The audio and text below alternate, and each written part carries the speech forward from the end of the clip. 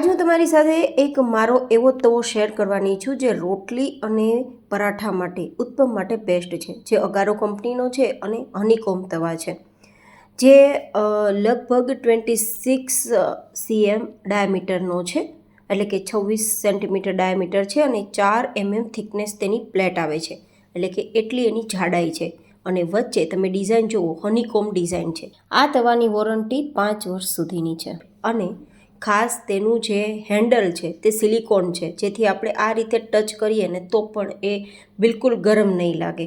તેની જે પ્લેટ છે ને તે ટ્રિપ્લાય સ્ટેનલેસ સ્ટીલની છે, જોતાં જ મન થઈ જાય લેવાનું તેવો છે। ખાસ વાત તો એ છે કે તે સ્ટવ અને ઇન્ડક્શન બંને માટે બેસ્ટ કામ કરશે, તમે બંનેમાં યુઝ કરી શકો છો। એન્ડ સાફ કરવાની વાત આવે તો ડિશવોશર સેફ છે અને પૂરી પ્લેટ સ્ટીલની રહેવાની છે।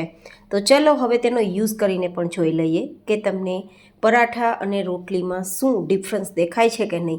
આ તવાની ખાસિયત એ છે કે તેનું હેન્ડલ છે ને તે હીટ રેસિસ્ટન્ટ છે, તો લાંબા સમય સુધી તવો ગેસ પર ગરમ થતો હોવા છતાં તમારા હાથ બિલકુલ દાઝશે નહીં। તો એક તો બેસ્ટ એ મને ખાસ સ્પેશિયલી પસંદ આવ્યું છે।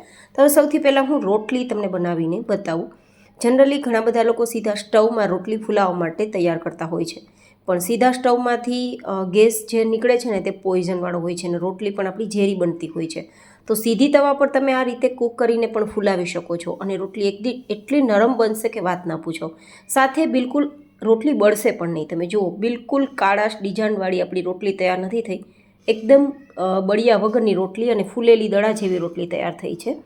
તો એકદમ બેસ્ટ છે રોટલી માટે, મને સ્પેશિયલી પસંદ છે।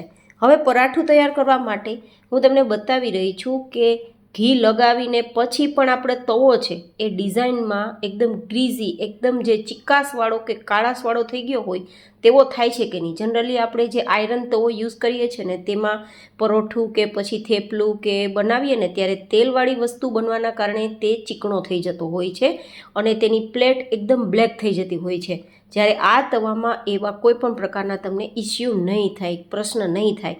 તો આ રીતે મેં પરોઠું બનાવીને પણ તમને બતાવ્યું છે। હવે હું તમને તવો બતાવું। પરોઠું બનાવ્યા બાદ પણ એકદમ આપણો તવો ક્લીન છે, બધી જ સાઈડથી ક્લીન છે, બિલકુલ ચિકાસવાળો કે કાળો નથી થયો।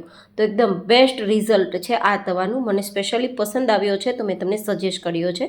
જો તમારે આ તવો પરચેસ કરવો હોય તો નીચે ડિસ્ક્રિપ્શન બોક્સમાં મેં લિંક આપી છે, જરૂરથી તમે તેને જઈને ક્લિક કરજો, તમને સ્પેશિયલ ડિસ્કાઉન્ટ પણ જરૂરથી મળી જશે। તો ફરી મળીશું એક નવા જ વિડીયો સાથે, ત્યાં સુધી stay healthy and stay happy.